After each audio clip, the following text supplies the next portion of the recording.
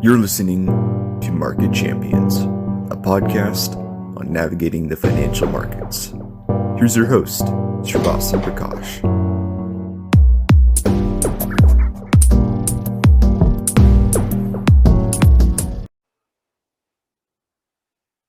This episode of Market Champions is brought to you by Simplify ETFs. For more information, visit simplify.us. No simplified funds will be discussed during this podcast. Hey guys, welcome back to another episode of Market Champions. I just wanted to remind you to like, subscribe, and leave a comment. Really helps the page grow, really helps the podcast grow. Thank you so much for your support. And now on to the interview. Hey everyone, welcome back to another episode of Market Champions. Today we've got Michael Cao. Michael Cao is the founder and manager of Akanthos Capital Management. Mike, thank you so much for being on the podcast. So this is actually not going to be one of like typical Mike Cao interviews. So usually Mike Cao goes on a podcast and talks about oil, and we all fall asleep when he's talking. I'm kidding. But today we're going to be talking about Mike's story. His journey through GS. The J Aron commodities desk, and then after that, running the money at Canyon, and then his journey of running his own hedge fund. So, thank you so much for being on the podcast, Michael. I'm very excited to do this. Hey, thanks for the opportunity, and happy belated 18th to you. Thank you so much. All right. I just want to say, first of all, I'm kind of humbled. As I was kind of preparing some of the notes for this interview, I was just thinking, gosh, me at 18, I had nowhere near the amount of knowledge or focus that you have. So kudos to you for. Thank you so much. Yep. Yeah, no, let's start the podcast, with that, so how did you get into finance? And, you call it bumbling with a purpose. So, how did you, what was your journey, into finance? Well, really, you talk about a circuitous route. I mean, I grew up really falling in love with computers first and foremost, and I loved computer programming. And this is back in the Apple II days, so I'm dating myself, but I really loved the creative problem solving aspect of it, and just the satisfaction that came with, being able to. To give you an idea, right? Back in the Apple II days, my first computer had 48K of memory, right? And so this is long before any sort of graphical user interfaces, and with such limited memory resources, and there are no hard drives at that time. One had to be very, very efficient in your coding. So, I think by ninth grade, I grew up with the Atari 2600. I loved games, and I always wanted to be a video game designer. So the Apple II afforded the opportunity to kind of open up the hood, if you will, and kind of tinker around inside. And so, I'd self-taught a whole bunch of programming languages by ninth grade and whatever. And that's when I decided, this is my career. I knew for certain I wanted to be a video game designer, right? So I go to college and I study electrical engineering, computer science, and all of a sudden I realized, holy shit, this is it's a whole different kind of lifestyle to actually do this for a living. I mean, you had to be okay with being in the lab 24/7 all the time. And the fact that, in a way, the fun aspect of it, when I did it as a hobby, I loved it. Then when it became sort of force fed down my throat that way, I kind of got turned off to it. And it was also a little bit compounded by the fact that when I did some engineering internships, it was a very sort of isolated cubicle type of lifestyle in corporate America. And so by junior year in college, I knew, this really isn't my personality. I still am kind of a people person despite my, love of computers, right? And around the same time, I learned that, oh my gosh, the top paying offers for programming jobs at the time were Microsoft paying, I don't know, just back then, 45 grand a year or something.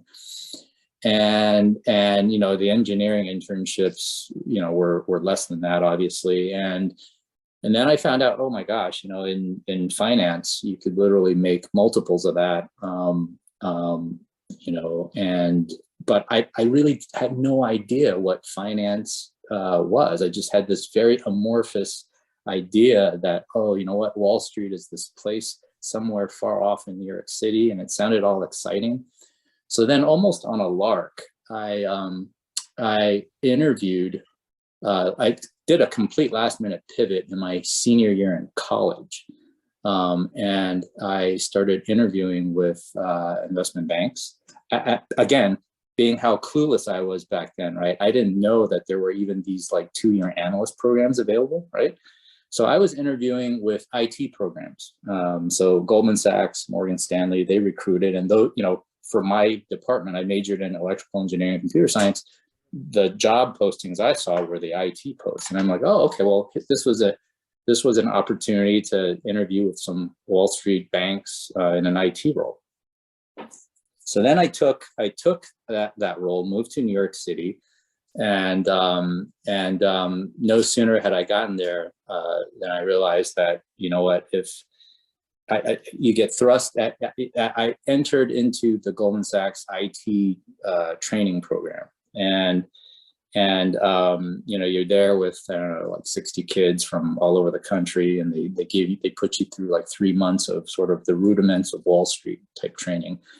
And then I realized already within like that first summer in New York, I'm like, you know, if I wanted to be a programmer, I probably should have stayed. I should have gone to Microsoft or some tech company, right? But if I'm here, I'd really rather be in a revenue generating unit and whatnot. And so that was always sort of like the purpose and my background, although I didn't know how to go about it. I mean, I wound up getting sort of, you know, drafted into the J Aron group, which is the currencies and commodities group of Goldman Sachs. And I wound up developing the currency options interfaces there. But at that time, I had already, you know, done a lot of studying up on options and whatnot, and, you know, just out of just sheer interest in learning about it. Do I actually want to hear the story about how I wound up transitioning to a trading role? Yep, let's hear it. So this is totally serendipitous, because so a year into the job, right? I'm sitting. I get called. So I just completed my currency options module, and it was being sort of beta tested by one of the senior salespeople in FX. This is circa 1993, right? Pre-Euro days, right? So, you know, the world of currency trading was, you know, pretty wild. I think George Soros had just made his big, you know, $1 billion bet against the Bank of England, et cetera, right? So I get called out on the desk to debug my program, and all of a sudden, who calls up? It was the Quantum Fund, and they're asking for a two-sided market on a massive notional size trade, option trade, in dollar Deutschmark, and I remember the whole desk going quiet, and everybody's trying to figure out, okay, is he a buyer, is he a seller? How do we shade, you know, how do we quote them, right? And I was just trying to understand what the option trade was. So I asked the sales guy, I said, can you sketch it out for me? What is it that he's trying to accomplish? So he sketches it out on a napkin, but he kind of messes it up. And, you know, I just, you know, gently corrected him. I said, I think it's supposed to be like this. So then, you know, that was that. And then 2 days later, I'm at my cubicle in the IT group. I get a call, and it's basically my boss's boss's boss. It's literally, so in those days, Lloyd Blankfein, right? Everybody knows Lloyd. Lloyd ran J Aron trading, and then his counterpart, Richard Whitten, ran sales. So I get a call from Richard. Richard's like, oh, I hear you have a knack for options. Would you be interested in interviewing for a job on the as a precious metals analyst or whatever? So I'm like, done. So that's literally how I transitioned from IT to the precious and base metals desk initially as an analyst, and then there was another sort of right time, right place type moment where, I mean, this shows you, like, I was very, very fortunate because that J Aron environment, Goldman Sachs, was extremely entrepreneurial and meritocratic. I mean, right? Because, had that salesperson that I was talking to, had he been, I don't know, insecure about his position at being corrected by like a young kid, he could have, right? He didn't have to do that. He didn't have to tell, Richard that this young kid has an interest and maybe an aptitude for options. But so I'm eternally grateful for that opportunity. And then another thing happened, which was, being on the desk as an analyst, you're sort of pulled in all sorts of directions. The desk that I was on was precious and base metals, but the partner in charge, his name is Jimmy. I've met a lot of Twitter friends who have also gone through that department, and they all know and love Jimmy. Jimmy is one of the most incredible instinctual traders I've ever met, but he was the big boss of that whole department. Jim Riley, that's right. And he was the big boss of that department who also ran a nascent product called the Goldman Sachs Commodity Index.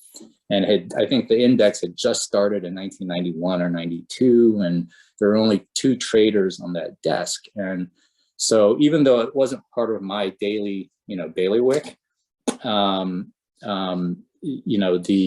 the head trader there, John, would ask me to do, pet projects, and I never said no. I did the projects. And so what happened was within, 3 months of me being on the J Aron desk, one of his co-trader left to be a salesperson.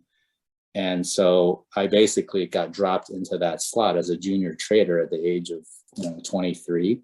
And that was super, super exciting moment because in those days, I don't know how Wall Street trading desks have evolved, but back then, every trader had a P&L line, right? And so you have your initials on the P&L line, and so there's nowhere to hide. Every day, there's at the end of day report, there's a sheet that goes around to all the trading desks, and it shows kind of your initials and your P&L, positive or negative, and to get that line all of a sudden was super, super exciting, especially when you're like just a kid, right? So that's literally how I got dropped into finance. So very circuitous, and Do you have any cool stories about Jim Riley or Lloyd playing fine? Oh, so many. I mean, so Jimmy, right? Jimmy, I said, is one of the best instinctual traders that I know, and he had an ability to convey such emotion and such force through a landline, right? That he could literally. Okay, so one of the things that every trainee in J Aron on that desk actually had to do was, we usually had to clerk, a couple of months down in the gold pit, for instance, right?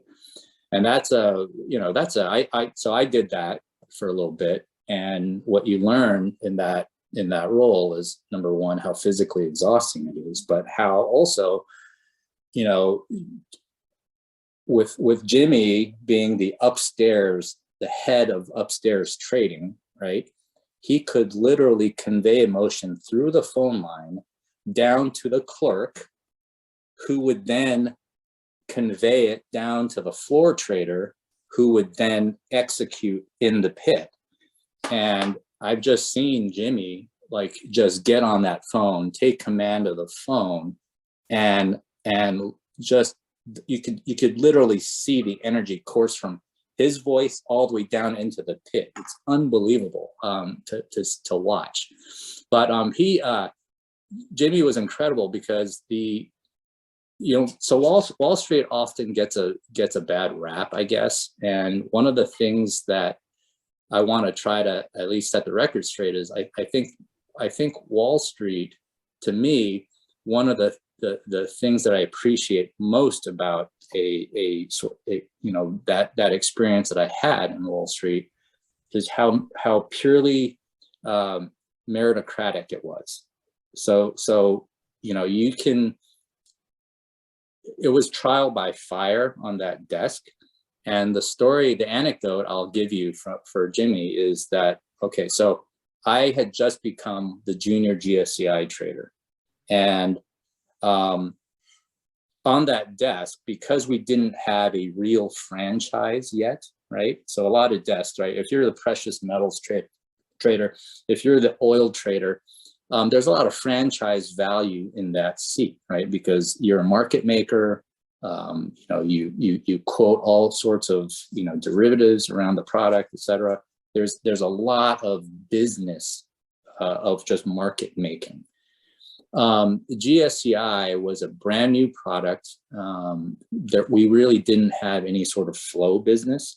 So the way we had to sort of justify our paychecks, right, if you will, was, try to come up with proprietary trading ideas on the 22 underlying commodities.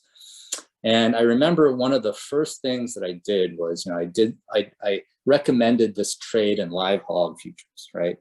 I did all this analysis on like the fundamentals, the technicals, and I did a little write-up and I presented it to the desk, and Jimmy liked it. And he took a position, right? I can't remember the size, but just to give you an idea, I was so junior that my typical lot sizes that I traded were maybe like 10 or 20 lots, right? And like a big P&L for me would be plus or minus 100 grand a day, right? And so Jimmy took a liking to the trade, and he took a pretty big position. Let's call it like 100 lots. Big for me, but tiny for him, right? So the trade winds up working out fabulously, and it breaks out way to the upside, right? But I think you could sense that it got overextended, right? It was basically like, I think it closed limit up or something, and I was like all proud, hey, I helped Jimmy make a bunch of money, blah blah blah, right? So the market closes, and Jimmy sees me alone on the desk from his corner office, and far off in the distance. So he calls me up at the desk. He's like, Michael Cow, make me a market right now on 100 lots of hogs. I'm like, Jimmy, the market's closed. He goes, are you a market maker or are you not a market maker? He's like, make me a market right now. So I'm like, okay, well, I bid the close, offered up, whatever, right? He's like, 100 lots, yours. So all of a sudden, he stuffs me with the 100 lots that he buys, right, at much lower prices. He senses that the market is totally overextended it was just a technical breakout. The next day, market, the hogs were, I think they might have even been limit down. They completely reversed course. And all of a sudden I'm sitting on like, I don't know, 200 or 300 grand loss when my typical P&L swings are like 50 grand. I'm like, oh. So it's like a P&L transfer from like Jimmy's line to my line. And from that moment on, I always had a much better read. I mean, he subsequently tested me many more times, and I could tell that I was on the right track when he didn't deal on my quote. He's like, Michael Cow, you're learning. So. Wow. Yeah, I know that is crazy that he's like just trading off a field. The amount of experience needed for that is just insane. So. Oh, incredible! I've never met a trader with that kind of a just a natural instinct. Yeah. Instinct, yeah. Yeah, and what was Blankfein like? We need a Blink-fin Oh, 710. Lloyd is just funny. I mean, I just have a funny anecdote about Lloyd. I mean, Lloyd, back then he would patrol the desk, he was kind of head of the whole desk, and he'd walk around, and our trading desk was the trading floor of J Aron was like football field size floor. So I was situated in GSCI, which was right around precious and base metals. To our right was all the currency people. To the left was, I think, like grains, and then crude oil, and what have you, right? So everything to do with commodities. And Lloyd would just kind of like patrol the different desks and check in, and and every once in a while there'd be like hot spots, and he'd be walking around all the time, right? So again, I'm 22 or 23. I'm putting on my best duds, trying to dress to impress, right? Okay. And so I think I just remember like one day, I forgot my collar stays, right? So I'm wearing my nice suit, my shirt, but I forgot my collar stays, and my collars are like just kind of like pointed up. So this is like key fashion advice for you, all right? So my collars are like this. And so Lloyd comes by, and I'm like, hey, hi Lloyd, how are you? I'm just trying to be friendly and, kiss up to the big boss, right? He's like, he looks at me, he goes, he looks at my upturned collar, he's like, who do you think you are? The flying nun? So, I mean, I loved the collegial atmosphere of that trading desk. It's actually some of my fondest memories of Wall Street. I'll tell you another really funny story. It doesn't have to do with Lloyd, but so like I said, this is like a wide open area, like a football field size, right? Uh-huh. So and I explained to you like the layout. And so, after trading hours, a lot of times people would just fuck around, and there was I think our silver trader. There were a couple of really tall guys on my desk. There was a silver trader who was like 6'8". There was a copper trader who was like 6'6". So they'd be like standing maybe like 50 or 75 feet away from each other, and they'd be tossing a tennis ball back and forth, right? Just way across multiple desks, right? And like a speeding tennis ball shot, right? Back and forth. So then they're doing this, right? Just like chucking the ball back and forth and back and forth. They're two unsuspecting senior partners, one of them being the head of oil, right? One of the balls literally whizzes by his nose, like buzzes his nose. And these two partners are deep in conversation about something. And the oil partner is like, who the fuck did that, right? He's like looking around. And then there's the guy who threw it. He's 6'8", right? He's like, oh, trying to like seem like inconspicuous or whatever. But it was awesome. It was just a lot of fun. They didn't get into any trouble though? Like, did they not get into any trouble? No, I think he kind of feigned. He played possum, even though he was 6'8" and stuck out like a sore thumb. But wow, that is crazy. Wow.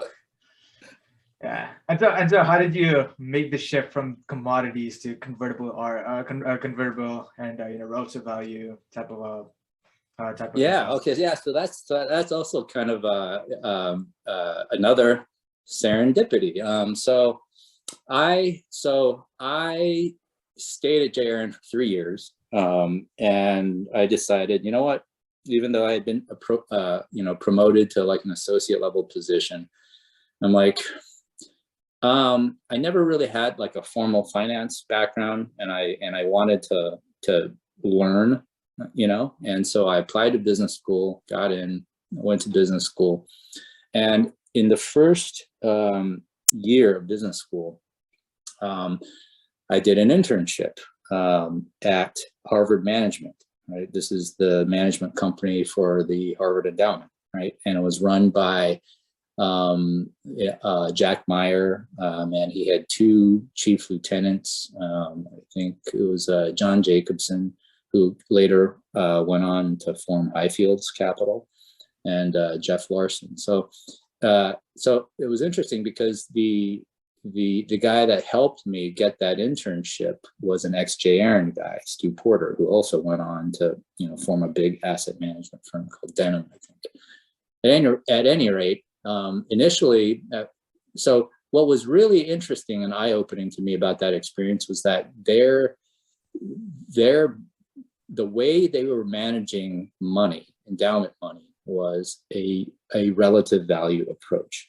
So within equities, they were doing equity long short type stuff. Within convertibles, they were doing convertible arbitrage, they were doing merger arb, et cetera. And so I worked on a number of different projects that spanned doing things like, commodity, index arb, to risk arb, to convert arb. I sort of got a taste of all these different strategies. I'm like, wow, the world, there's a lot more to the world of finance than macro, trading and commodities. When I left J Aron, I already knew that I kind of wanted to gravitate to the buy side. But to me, buy side, meaning, like the hedge funds, were primarily large macro funds, CTAs, those types of shops. I had no idea that there were so many other types of firms. And so after that experience at Harvard, I started applying to various shops. I actually had some offers. I had an offer from Citadel and another shop called HBK back then. But I wound up going to Canyon in LA. Canyon was born out of the roots of Drexel. The partners there, Josh Friedman and Mitch Julis, super smart guys from Drexel, very steeped in credit wisdom. And so if you know a little bit about LA, after the demise of Drexel, there was a big diaspora out of Drexel. So a lot of the hedge funds and asset managers within the LA area, right, have a deep credit focus, and Canyon was one of them. When I got hired by Canyon, this was 1997. They were a relatively small firm, like sub 500 million, although they grew very, very quickly. And when I got there, I was a little bit of a fish out of water, because at that point, my background was primarily macro, trading, options. I knew nothing about credit capital structure. They hired me. I was the first basically MBA hire they made. I don't really think they knew what to do with me either. So, but again, I give, I'm very grateful to them as mentors and being so entrepreneurial and allowing me to just kind of,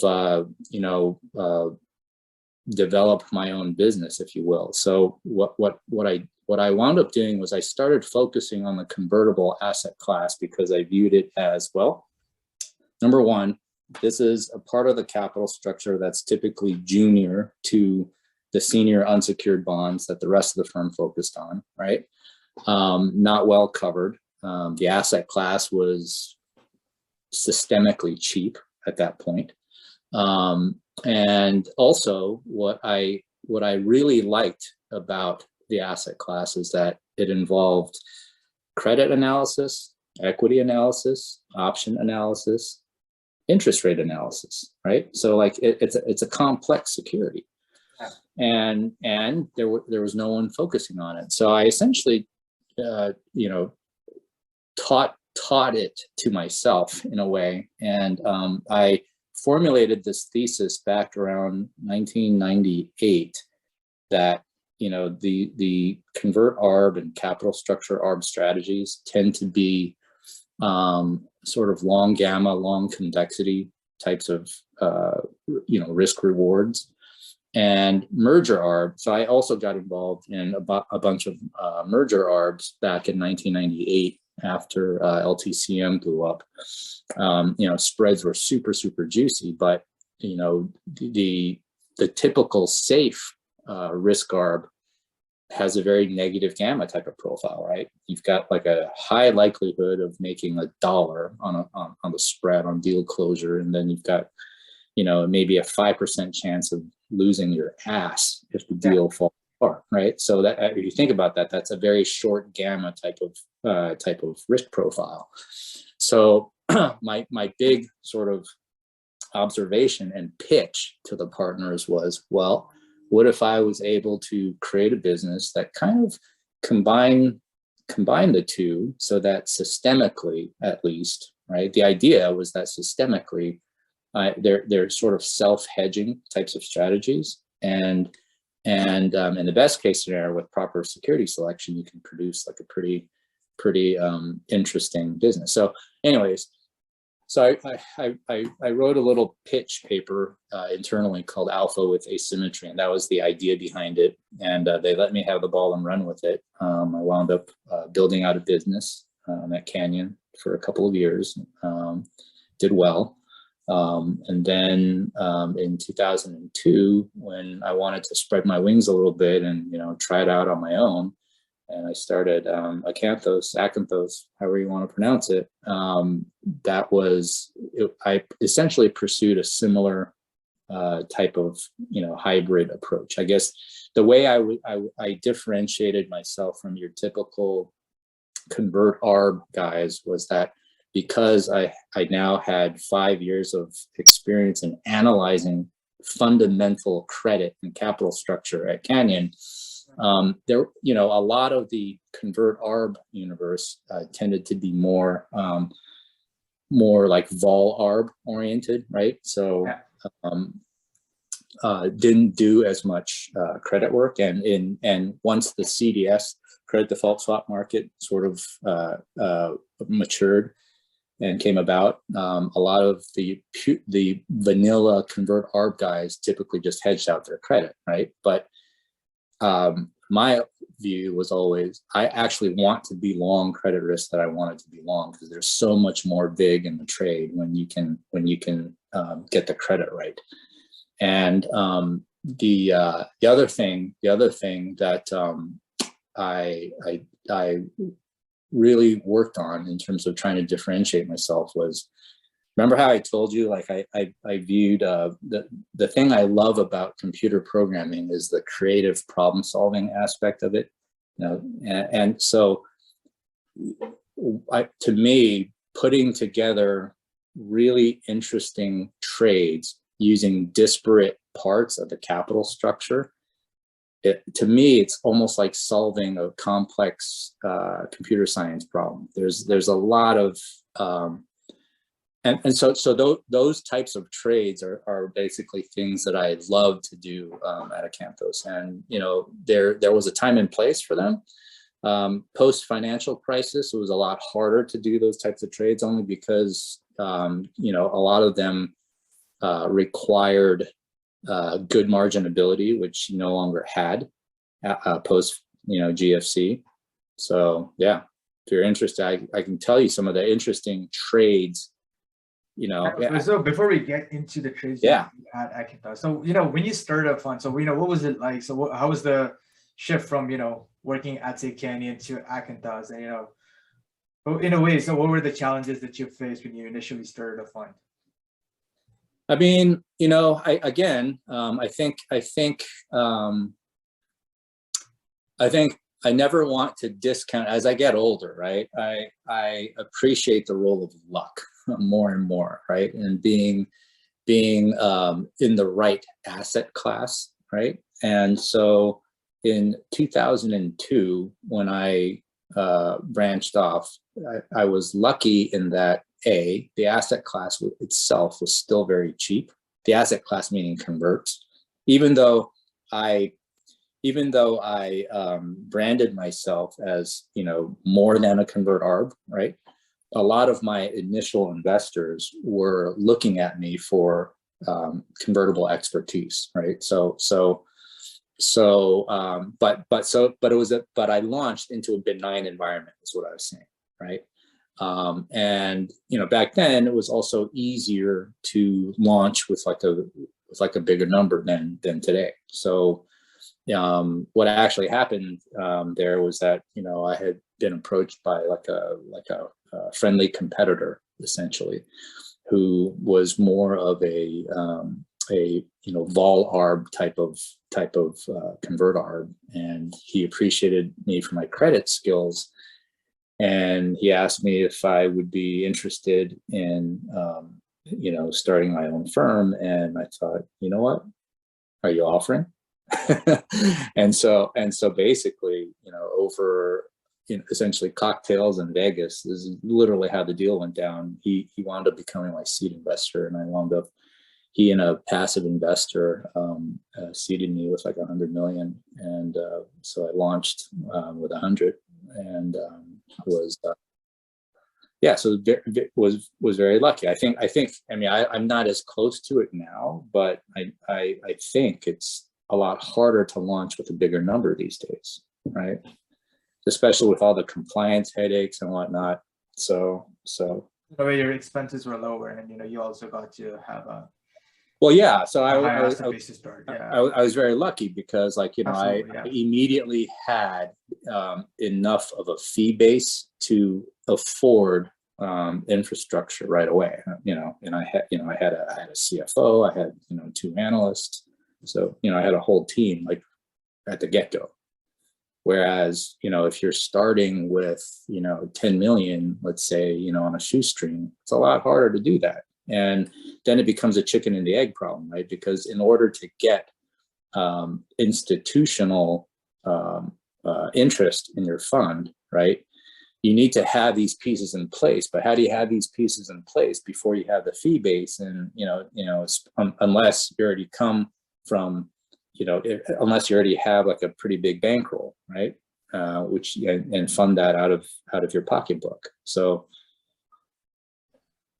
Yeah, and this is also way pre Dodd-Frank days, right? So that's the other thing, right? And frankly, one of several reasons why I eventually decided to return the outside money and kind of quote retire, if you will, was a lot of the day-to-day management revolved around a lot of compliance type stuff, which that part's not so fun. Yeah. Okay, so let's get into some of those interesting trade structures. So could you give some examples of those interesting trade constructions when it came to implementing ideas?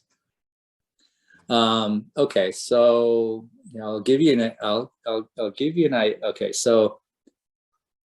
All right, I have a good one. So I'm going to take you way back. I actually made a presentation about this years ago at the Value Investing Congress.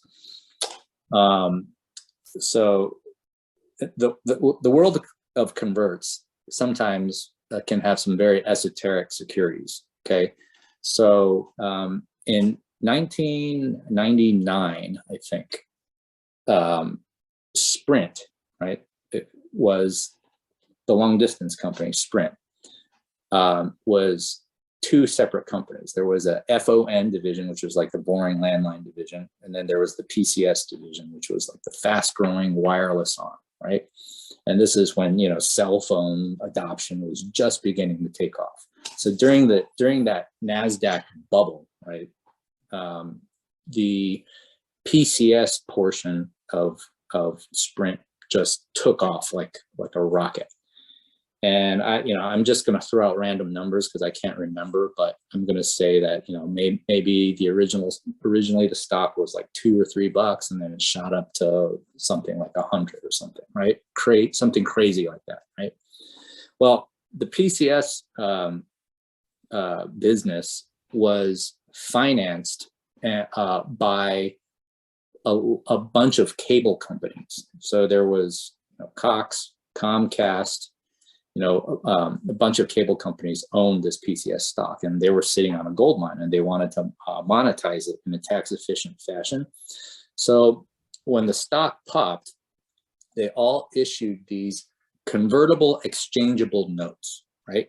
So Cox issued something called the prizes, and I can't remember what the acronym stood for. Comcast issued something called the zones securities. And what they were very, very long duration securities, like 30-year duration securities. The underlying credit was Comcast, but it was exchangeable into Comcast's PCS stock, right? Which was at a very, very high price, right? So if you think about it, right, it's genius because they get to they get to deduct the interest expense, right? They get to essentially monetize and hedge out their PCS stock at a high price, but not have to pay taxes on it, right? All right. Fast forward to, I don't know, 2002, let's say, post internet bubble, everything's crashed. PCS stock is all the way back down to $2, right? So I told you these are long duration converts, right? So oh, by the way, and they're very low coupons. So now that they're completely busted, meaning, in convertible parlance, when a convertible is busted, it's way out of the money, right? Mm-hmm. So the conversion price is something way up in the stratosphere. This is way out of the money, and now the only thing holding up the security is this paltry coupon, but it's still got 28 years of life on it. Yeah. So these securities are now trading at essentially 40 cents on the dollar, right? They think of it as like a long dated zero, right? Right. So they're trading at like 40 cents on the dollar. But so this is when I first started learning about these securities and came upon this really interesting capital structure disparity.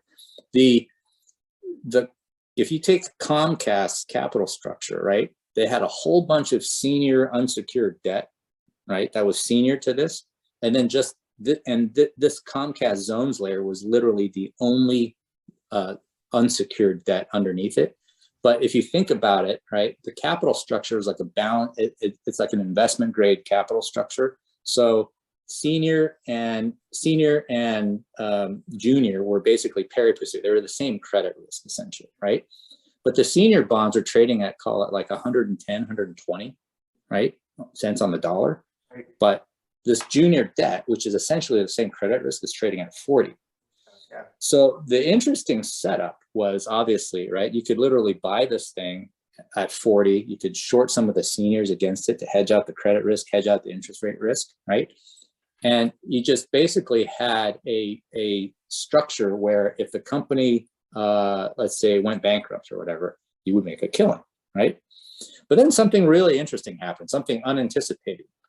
The Cox, remember, Cox had a sister security called the prizes. Cox recognized this capital structure disparity and started buying back their prizes in the open market. They bought back so much of the prizes that eventually they only had like a stub remaining, maybe like 10% of the issue remaining, right? And by the way, I owned these prizes, and I was one of the guys trying to buy them really cheaply and then sell them a little bit higher, meaning maybe even 20% higher to Cox directly, right? So I did a lot of these types of sort of activist types of trades where I would buy something and then I'd call the management and pitch them and say, hey, look, I know you want these bonds. Here, I'll sell them to you at X price, or sometimes I might exchange them for equity to help them delever, right? I did a bunch of these sort of activist types of, I call them flush outs, right? So anyways, I did a bunch of these things, and I'm all happy because I'm selling these things up 20%. I'm making a nice return for my investors. So then I'm completely out of the prizes. And then Cox is stuck with this tiny little stub remaining. All of a sudden, they wind up calling the issue. They just wanted to clean up, right? So these things that I bought at say 40 and maybe sold at 50 went all the way to par. So all the widows and orphans that were, quote, asleep at the switch that didn't even know about all this stuff, they were the biggest winners of all. And I'm the chump, right? I'm the chump for only selling them at 50. So basically, like after that, I started buying. I got really, really aggressive in buying these Comcast zones, and I just held on to them for years and hoping for the same thing to happen. It never did, as far as I know, at least while I held them. But to me, it was it was like an embedded. It was a really, really interesting position that had literally, there was no way to lose on it. You could have some mark to market weird stuff happen, but it was a deeply embedded event option. And so, so I loved structures, trades like that, where I could piece together disparate parts of the capital structure and create some kind of event optionality around it. Yeah. So the other trade was like the El Paso event option that you want.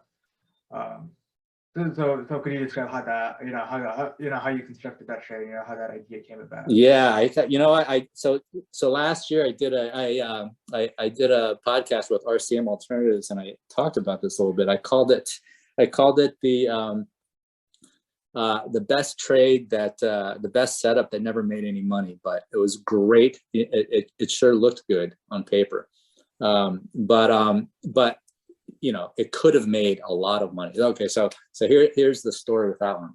So El Paso was a pipeline company, highly levered pipeline company back then, and one of my analysts, and they had a convertible outstanding that was I think puttable within a year, trading in low 90s, right?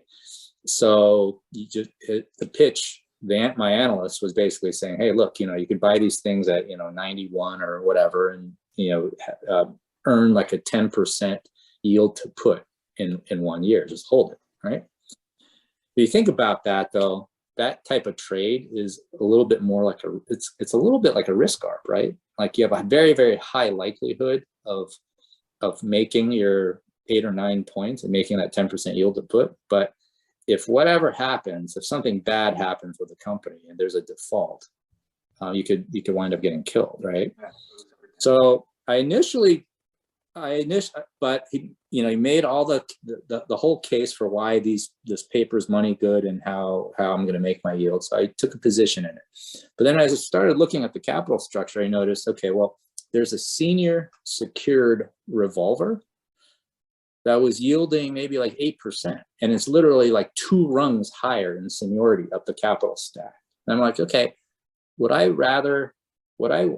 I want to be the sub piece of paper earning 10% or being super senior and earning 8%? It seems like it's a no-brainer to migrate up the capital structure and sacrifice 200 basis points, right?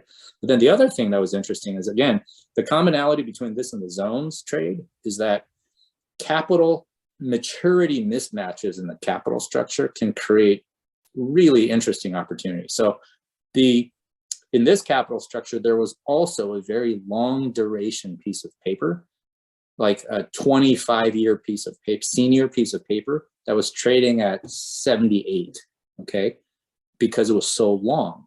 And this piece, this convert, which was junior, was trading at 90, right, because of the imminent put.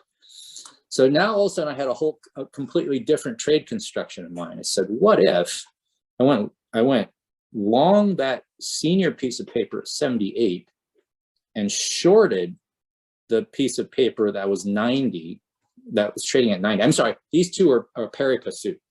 They were pari passu. There was no senior sub-risk. So these two pieces are pari passu. So then if you think about that, right? Oh, and then because the convert was a zero and accreting towards par, the long bond was a coupon bearing bond, right, at a much lower dollar price, right? So I could set it up in such a way that I would be net carry positive, and then I separately also owned a piece of the senior secured that was bulletproof no matter what, right? So here's the thinking behind this setup. If El Paso goes bankrupt, right, my senior secured piece, that 8% current yield is bulletproof, even in a bankruptcy, even in a liquidation, right? But that the maturity mismatch between the seniors, this coupon bearing note, and the convert would all of a sudden collapse to zero. So the spread between 78 cents on the dollar and 90 would collapse to zero, right, in a bankruptcy. So I'm golden, right? But this is the most interesting part of the trade. If there were rumors at that time that Chevron Texaco was looking to buy this company potentially, right? And so if Chevron Texaco bought this company, if it was for cash, well, there would be a change of control, right? A change of control, the 90 gets put at par. There's usually a change of control at par, but my 78 also goes to par, okay? The real upside is if Chevron Texaco buys them for stock, because if Chevron Texaco bought El Paso for stock, they basically just assume the debt, right, of El Paso. So all of a sudden, the converts that I'm short at 90, they're puttable and callable at par. I can't lose more than 10 points on it. But my long bonds all of a sudden become Chevron Texaco credit. It goes from a junk credit all the way to like high investment grade, right? So I could literally make 50 or 60 points on the long bond. So I called this, I remember like when I talked to investors way back, this is like 15 years ago, I called this a synthetic event option. By piecing together these three disparate parts of the capital structure. But do you see, like, to me, right, this is like solving a computer science problem.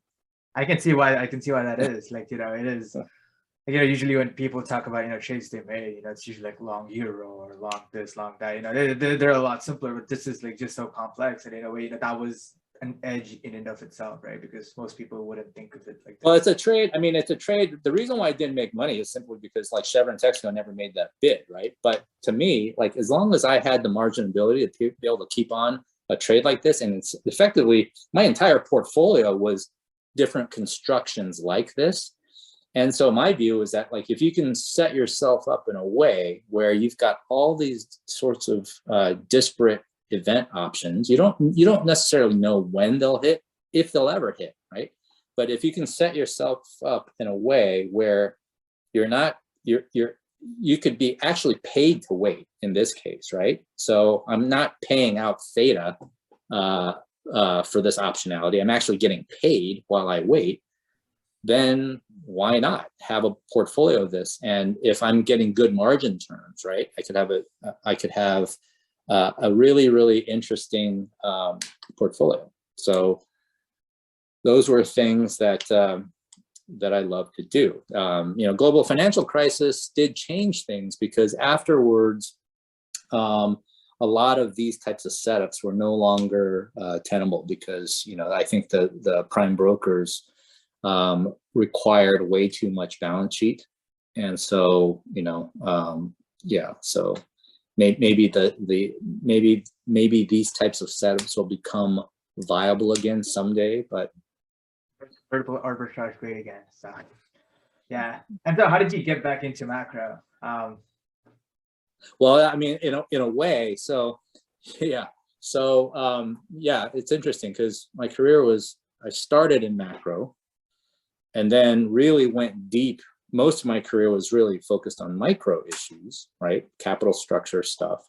And then it wasn't until around 2014, 2015, where one of the equity positions that I was involved in, the underlying thesis was an event-driven thesis, had nothing to do with commodities, but it was an oil and gas producer. The bottom fell out of the oil market, as you know, in 2014, which is essentially the the beginning of this long bear market that we're now just coming out of.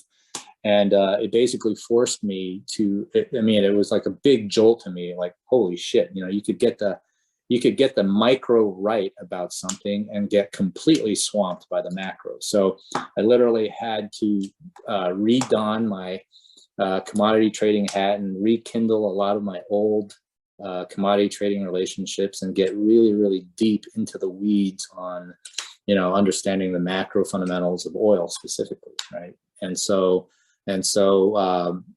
oil is the primary commodity that I've focused on over the last like 6 or 7 years, because one of the very, very last deals I did before kind of, hanging up my spurs, if you will, was I participated in a restructuring of an upstream MLP that went bankrupt back in 2016. And we, along with a group of other hedge funds, provided essentially the recap capital we essentially bought out